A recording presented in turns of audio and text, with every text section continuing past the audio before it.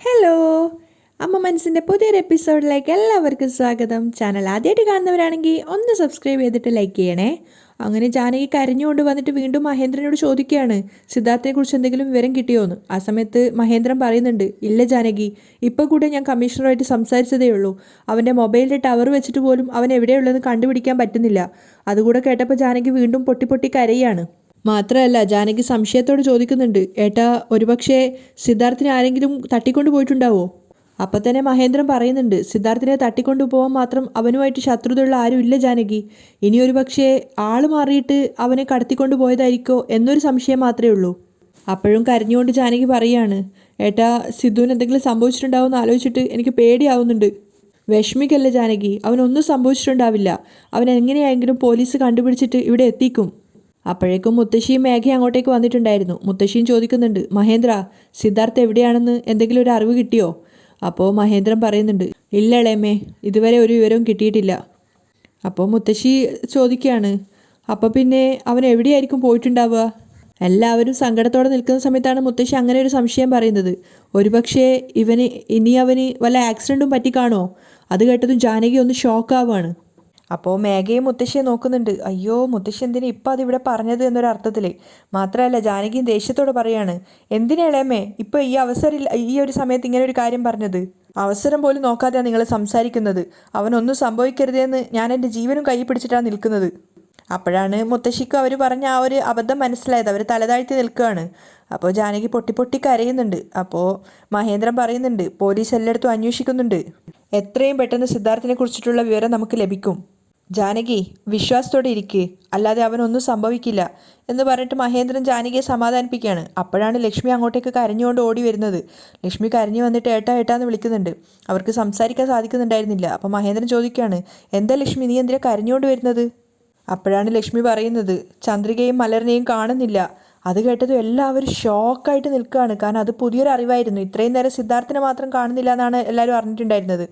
മഹേന്ദ്രൻ ചോദിക്കുകയാണ്, എന്ത്, ചന്ദ്രികയും മലറിനെയും കാണുന്നില്ലെന്നോ? മേഘയും മുത്തശ്ശിയും പരസ്പരം മുഖത്തോട് മുഖം നോക്കുകയാണ്. അപ്പം മഹേന്ദ്രൻ ചോദിക്കുന്നുണ്ട്, എന്താ ലക്ഷ്മി നീ പറയുന്നത്? സത്യമാണ് ഏട്ടാ, ഇന്നലെ ഉച്ച മുതൽ വീട് പൂട്ടിയിട്ടാണുള്ളത്. ചന്ദ്രികയുടെ ഫോണാണെങ്കിൽ സ്വിച്ച് ഓഫ് ആണ്. അത് കേട്ടതും എല്ലാവരും ഷോക്കാവുകയാണ്. ചന്ദ്രിക എന്നോട് പറയാതെ എവിടെയും പോവില്ല. ഇനി അങ്ങനെ പോവുകയാണെങ്കിൽ തന്നെ മലറിനെ എൻ്റെ അടുത്തേക്ക് ഏൽപ്പിച്ചിട്ടേ പോവുള്ളൂ. ഇതിനു മുമ്പ് ഒരു ദിവസം പോലും എന്നോട് പറയാതെ അവൾ പോയിട്ടില്ല. ലക്ഷ്മി കരഞ്ഞുകൊണ്ടാണ് പറയുന്നത്. അപ്പോൾ മഹേന്ദ്രനും അതേപോലെ തന്നെ വല്ലാത്ത വിഷമാവുന്നുണ്ടായിരുന്നു. അയാളും സങ്കടത്തോടെയാണ് ചോദിക്കുന്നത്, എന്താ ലക്ഷ്മി ഇത്, ചന്ദ്രികയും മലരും പറയാതെ അങ്ങനെ എവിടെ പോകാനാണ്? മഹേന്ദ്രന് ശരിക്ക് വെപ്രാളാവുന്നുണ്ടായിരുന്നു. ആ സമയത്ത് ജാനകി ചിന്തിക്കുന്നുണ്ട്, ചന്ദ്രികയും മലറിനെയും കാണുന്നില്ല എന്നോ? സിദ്ധാർത്ഥിനെ കാണാതായ അന്ന് തന്നെ ചന്ദ്രികയും മലറിനെയും കാണാതായ അതിനെന്താ അർത്ഥം? ഇതിനു മുമ്പ് തന്നെ സിദ്ധാർത്ഥ് ഞാൻ ചന്ദ്രികയെ മാത്രമേ വിവാഹം കഴിക്കുള്ളൂ എന്ന് പറഞ്ഞിട്ടുണ്ടായിരുന്നതാ. ഇപ്പോൾ അവർ രണ്ടുപേരെയും ഒരുപോലെ തന്നെ ഒരു ദിവസം തന്നെ കാണാതായെങ്കിൽ ഇനി രണ്ടുപേരും ഒരുപക്ഷെ വീട്ടിൽ നിന്നും ഇറങ്ങിപ്പോയി കല്യാണം കഴിച്ചിട്ടുണ്ടാവുമോ? ജാനകി ഇങ്ങനെ ഓരോന്ന് ചിന്തിക്കുകയാണ്. അതേ സംശയം തന്നെയാണ് മുത്തശ്ശിക്കുണ്ടായിരുന്നത്. അതവർ മേഘയോട് പറയുകയും ചെയ്യുന്നുണ്ട്. മേഘയോട് ചോദിക്കുന്നുണ്ട്, അല്ല മേഘ, ഒരുപക്ഷെ ഇനി സിദ്ധാർത്ഥും ചന്ദ്രികയും നാട് വിട്ട് കല്യാണം കഴിച്ചു മറ്റോ പോയിട്ടുണ്ടാവോ? അപ്പം തന്നെ മേഘ ദേഷ്യത്തോടെ പറയുന്നുണ്ട്, മുത്തശ്ശി അങ്ങനെയൊന്നും സംഭവിച്ചിട്ടുണ്ടാവില്ല മുത്തശ്ശി. സിദ്ധാർത്ഥിന് അത്രയ്ക്കുള്ള ധൈര്യമൊന്നുമില്ല. നിനക്കെന്തറിയാം, ഇങ്ങനെയുള്ള കാര്യങ്ങൾക്കൊക്കെ ആൺകുട്ടികൾക്കൊക്കെ അത്യാവശ്യം നല്ല ധൈര്യം ഉണ്ടാവും, മുത്തശ്ശി അവളോട് പറയാണ്. അത് കേട്ടതും മേഘയുടെ മുഖം ആകെ ഡെസ്പാവുന്നുണ്ട്. മാത്രമല്ല അവർ രണ്ടുപേരും ലക്ഷ്മിയും മഹേന്ദ്രയെ നോക്കുന്ന സമയത്ത് അവർ രണ്ടുപേരും ആകെ തളർന്നു നിൽക്കുകയാണ്. ലക്ഷ്മിയാണെങ്കിൽ സ്വന്തം മകളെ കാണാത്ത ഒരു അവസ്ഥയിലാണ് പൊട്ടി പൊട്ടി കരയുന്നത്. അപ്പം മുത്തശ്ശി കുറച്ച് നീരസത്തോട് ചോദിക്കുന്നുണ്ട്, അല്ല മഹേന്ദ്ര, സിദ്ധാർത്ഥിനെ ആരോ തട്ടിക്കൊണ്ടുപോയി. പക്ഷേ ചന്ദ്രികയ്ക്കും മലരിനും എന്ത് പറ്റിയിട്ടുണ്ടാവുക? അവരെ രണ്ടുപേരെയും ഒരേ ദിവസം തന്നെ കാണാതെ പോയതിൽ എന്തൊക്കെയോ ദുരൂഹതയുണ്ടല്ലേ? അത് കേട്ടപ്പോൾ ജാനകിക്കും ചെറിയൊരു നീരസം തോന്നുന്നുണ്ടായിരുന്നു. കാരണം അതിലൊരു സത്യം ഉണ്ടോ എന്നുള്ളത് അവരെയും ഭയപ്പെടുത്തുന്നുണ്ട്. ആ സമയത്ത് ലക്ഷ്മി ഇതൊന്നും ശ്രദ്ധിക്കാതെ മഹേന്ദ്രനോട് പറയാണ്, ഏട്ടാ, ചന്ദ്രികയും മലരിനെയും കാണാതെ പോയത് പെട്ടെന്ന് തന്നെ SIയെ വിളിച്ച് പറ. മഹേന്ദ്രനാണെങ്കിൽ അത് കേട്ടപ്പോൾ തന്നെ വേഗം കമ്മീഷണറെ വിളിക്കുകയാണ്. എന്നിട്ട് കാര്യങ്ങളൊക്കെ പറഞ്ഞു കൊടുക്കുന്നുണ്ട്. മഹേന്ദ്രൻ്റെ ആ ഒരു വെപ്രാളവും ടെൻഷനൊക്കെ കാണുന്ന സമയത്ത് മേഘയ്ക്കും മുത്തശ്ശിക്കും ജാനകിക്കും ഒക്കെ ദേഷ്യം തോന്നുന്നുണ്ടായിരുന്നു. കാരണം ഒരു ജോലിക്കാരിയല്ലേ കാണാതായത്, എന്തിന് ഇത്രമാത്രം ഒരു ഇത് പതറുന്നത് എന്നൊക്കെ വിചാരിച്ചിട്ട്. ആ സമയത്ത് കമ്മീഷണർ കാര്യങ്ങളൊക്കെ കേട്ടതിന് ശേഷം അവരുടെ രണ്ടുപേരുടെയും ചന്ദ്രികയുടെയും മലറിൻ്റെ ഫോട്ടോ വിട്ടുകൊടുക്കാൻ പറയുകയാണ്.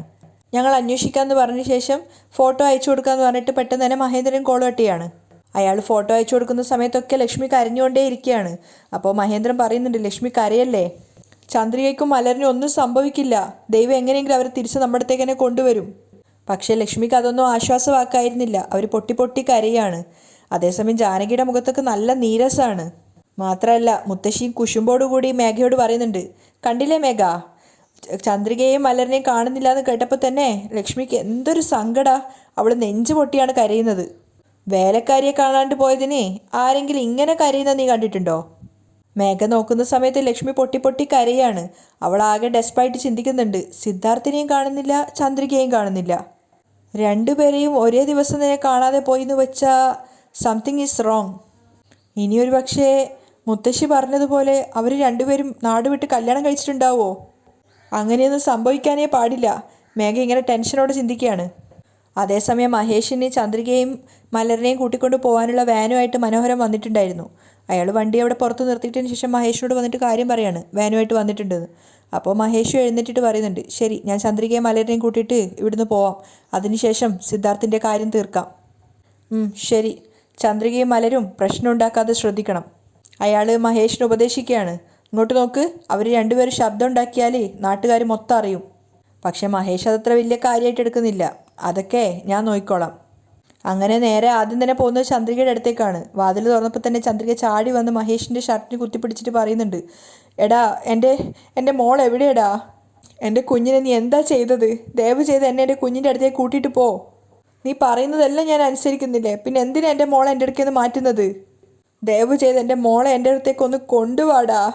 അപ്പം മഹേഷ് പറയുന്നുണ്ട്, ഇങ്ങോട്ട് നോക്ക്, മലര് നന്നായിട്ട് തന്നെയുണ്ട്, അവളെ കുറിച്ച് നീ ഒരുപാട് അങ്ങോട്ട് വിഷമിക്കൊന്നും വേണ്ട. പുറത്ത് വണ്ടി വന്ന് നിൽക്കുന്നുണ്ട്, മിണ്ടാതെ പോയിട്ട് വണ്ടിയിൽ കയറി ഇരിക്കാൻ നോക്ക്. ഇനി നിനക്ക് ശബ്ദം ഉണ്ടാക്കണം തോന്നുകയാണെങ്കിൽ അതിനുശേഷം നീ ജീവനോടെ മലരിനെ കാണില്ല. അത് കേട്ടത് ചന്ദ്രിക നിശബ്ദമായിട്ട് നിൽക്കുകയാണ്. അപ്പം മഹേഷ് പറയുന്നുണ്ട്, മലര് ജീവനോടെ ഉണ്ടാവണമെന്നുണ്ടെങ്കിൽ നമ്മൾ ശ്രീലങ്കയിൽ എത്തുന്നവരെ നീ വായ തുറക്കാൻ പാടില്ല. ചന്ദ്രികയ്ക്ക് വല്ലാത്ത സങ്കടവും ദേഷ്യവും വന്നിട്ടുണ്ടായിരുന്നു. അവൾ അവനോട് ചോദിക്കുന്നുണ്ട്, നീയൊക്കെ ഒരു മനുഷ്യനാണോടാ?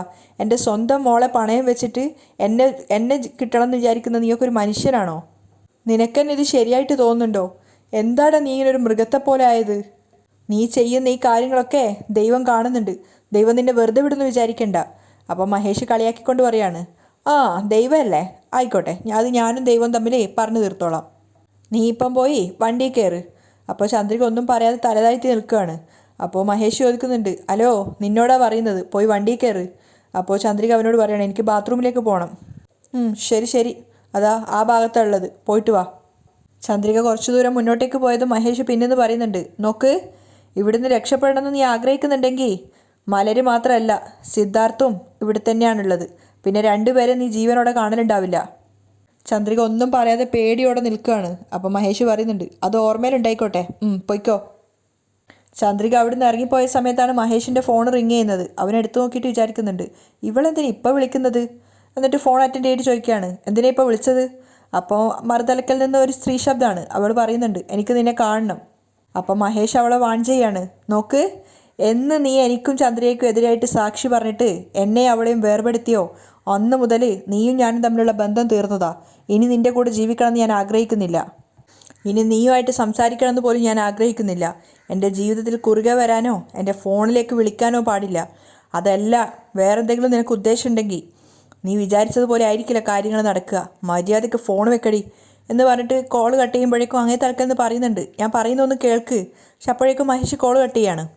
അതേസമയം ചന്ദ്രിക ബാത്റൂമിൽ പോകണമെന്ന് പറഞ്ഞിട്ട് നേരെ പോകുന്നത് ഓരോ മുറിയുടെയും വാതിൽ തുറന്നിട്ട് നോക്കുകയാണ്. മലരിനെ എവിടെയാണ് പൂട്ടിയിട്ടിരിക്കുന്നതെന്ന് അറിയില്ലല്ലോ ദൈവമേ. എന്നിട്ട് അവളിങ്ങനെ വെപ്രാളത്തോടു കൂടി അവിടെയൊക്കെ പരിധി നടക്കുന്നുണ്ട്. അവസാനം ഒരു റൂമിൻ്റെ വാതിൽ തുറന്ന സമയത്ത് ചന്ദ്രിക ഞെട്ടിപ്പോവുകയാണ്. അവിടെ ബോധമില്ലാതെ സിദ്ധാർത്ഥ് കിടക്കുന്നുണ്ടായിരുന്നു. അവൾ ഓടി വന്നിട്ട് സിദ്ധാർത്ഥിനെ തട്ടി വിളിക്കുകയാണ്, sir, Sidhu sir, sir, Sidhu sir, Sidhu sir എഴുന്നേക്ക് സർ എന്നൊക്കെ പറഞ്ഞ് അവൻ്റെ കവിളത്ത് ഇങ്ങനെ തട്ടുന്നുണ്ടായിരുന്നു. പക്ഷേ സിദ്ധാർത്ഥിന് ഒരു ബോധം ഉണ്ടായിരുന്നില്ല. ആ സമയത്തൊക്കെ ചന്ദ്രിക കരഞ്ഞോട് ചിന്തിക്കുന്നുണ്ട്, അയ്യോ സിദ്ധാർത്ഥ് സാറിന് ഒരുപാട് തല്ലിയെന്നാണ് തോന്നുന്നത്. അവർ ബോധം പോലെ ഇല്ലാതെ മയങ്ങിക്കിടക്കുകയാണല്ലോ ദൈവമേ.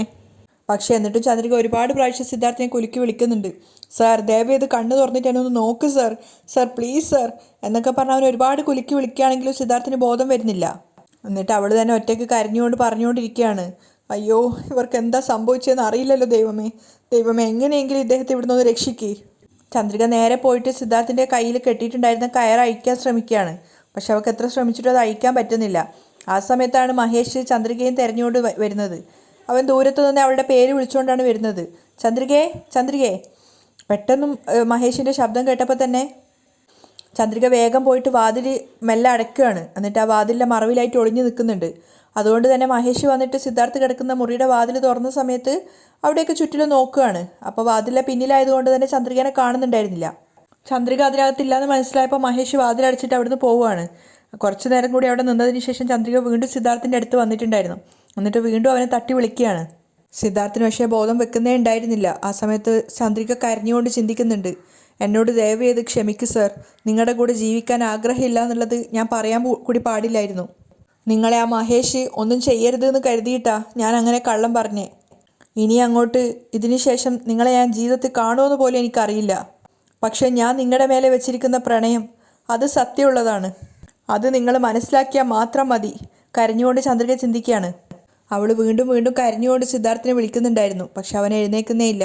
ആ സമയത്താണ് ചന്ദ്രിക അവളുടെ കയ്യിൽ ഉള്ള മോതിരം കാണുന്നത്. അപ്പോൾ ചന്ദ്രിക വേഗം തന്നെ അവളുടെ കയ്യിൽ കിടക്കുന്ന ആ മോതിരം ഊരുകയാണ്. എന്നിട്ട് വേഗം തന്നെ സിദ്ധാർത്ഥിൻ്റെ പിന്നിൽ കെട്ടി വെച്ചിരിക്കുന്ന കയ്യിലേക്ക് പോയിട്ട് ആ മോതിരം അവിടെ ഇട്ട് കൊടുക്കുന്നുണ്ട്. എന്നിട്ട് അവൾ ഒറ്റയ്ക്ക് തന്നെ ചിന്തിക്കുന്നുണ്ട്, ഈ മോതിരത്തിനെ ഞാൻ നിങ്ങളുടെ വിരലിടുന്നുണ്ട്. നിങ്ങൾ കണ്ണ് തുറക്കുന്ന സമയത്ത് ഒരുപക്ഷെ ഞാനിവിടെ ഉണ്ടാവില്ല സർ. പക്ഷെ എൻ്റെ പ്രണയം നിങ്ങളുടെ വിരലിൽ ഈ മോതിരമായിട്ടുണ്ടാവും സർ. ആ സമയത്താണ് മഹേഷ് വീണ്ടും തൻ്റെ പേര് വിളിച്ചിട്ട് അതിലൂടെയൊക്കെ നടക്കുന്നത് ചന്ദ്രിക ശ്രദ്ധിക്കുന്നത്, അവൾ കേൾക്കുന്നത്.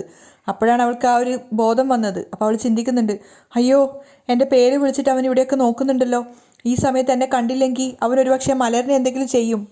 മഹേഷ് ആണെങ്കിൽ ചന്ദ്രിക എന്ന് വിളിച്ച് പുറത്തുകൂടെ നടക്കുന്നുണ്ടായിരുന്നു. ആ സമയത്ത് ചന്ദ്രിക സങ്കടത്തോടെ സിദ്ധാർത്ഥിനെ നോക്കിയിട്ട് വിചാരിക്കുകയാണ്, നിങ്ങളെ രക്ഷിക്കാൻ ഒരു വഴി എനിക്ക് തെളിയുന്നില്ല സർ. പക്ഷേ നിങ്ങൾക്കും മലറിനും എന്തെങ്കിലും സംഭവിക്കുന്നത് എന്നെ കൊണ്ട് സഹിക്കില്ല സർ. നിങ്ങളുടെ ജീവന് ഒന്നും സംഭവിക്കാതിരിക്കാൻ വേണ്ടിയിട്ടാണ് ഞാൻ മഹേഷിനൊപ്പം എങ്ങോട്ട് വേണമെങ്കിലും പോകാമെന്ന് വരെ തീരുമാനിച്ചത്. ഞാൻ അവൻ്റെ കൂടെ ഇവിടുന്ന് പോയി കഴിഞ്ഞാൽ നിങ്ങളെ ജീവനോടെ വിടാമെന്ന് അവൻ പറഞ്ഞിട്ടുണ്ട് സർ. അത് വിശ്വസിച്ചിട്ടാ ഞാൻ ഇവിടുന്ന് അവൻ്റെ കൂടെ പോകാൻ പോകുന്നത്. മഹേഷിൻ്റെ ശബ്ദം വീണ്ടും കേട്ട സമയത്ത് ചന്ദ്രിക വേഗം ആ മുറിയിൽ നിന്ന് ഇറങ്ങിയിട്ട് പുറത്തേക്ക് നടക്കുകയാണ്. അപ്പോൾ മഹേഷ് ആണെങ്കിൽ അവളുടെ പേര് വിളിച്ചുകൊണ്ട് ഇങ്ങനെ നടക്കുന്നുണ്ട് അവളെ നോക്കിക്കൊണ്ട്. അപ്പോൾ പെട്ടെന്നാണ് ചന്ദ്രികയെ കാണുന്നത്. ദേഷ്യത്തോടെ മഹേഷ് ചോദിക്കുന്നുണ്ട്, എടി എവിടെ പോയതാ? അപ്പോൾ ചന്ദ്രിക പറയുന്നുണ്ട്, ബാത്റൂമിലാണ് ഉണ്ടായിരുന്നത്. ശരി, എങ്കിൽ വന്ന് വണ്ടി കയറ്. ചന്ദ്രിക പോകാൻ മടിച്ചു നിന്നപ്പോൾ മഹേഷ് വീണ്ടും പറയുന്നുണ്ട്, വാ.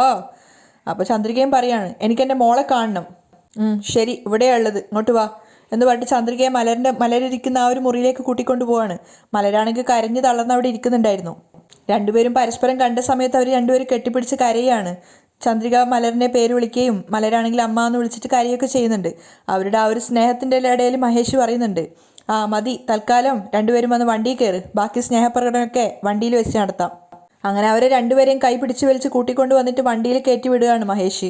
എന്നിട്ട് ശേഷം രണ്ടുപേരോടായിട്ട് പറയുന്നുണ്ട്, ഇങ്ങോട്ട് നോക്ക്, ഈ വണ്ടിയിൽ നിന്ന് ഇറങ്ങിയിട്ട് ഓടി രക്ഷപ്പെടാമെന്ന് മറ്റു വിചാരിക്കുന്നുണ്ടെങ്കിൽ സിദ്ധാർത്ഥ് ഇപ്പോഴും ഉള്ളിൽ തന്നെയാണുള്ളത്, അത് ഓർമ്മയിൽ വെച്ചോ. അവനെ ഞാൻ കൊന്നു കളയും. അത് കേട്ടത് ചന്ദ്രികയും മലരും പേടിയോടുകൂടി മിണ്ടാതെ നിൽക്കുകയാണ്.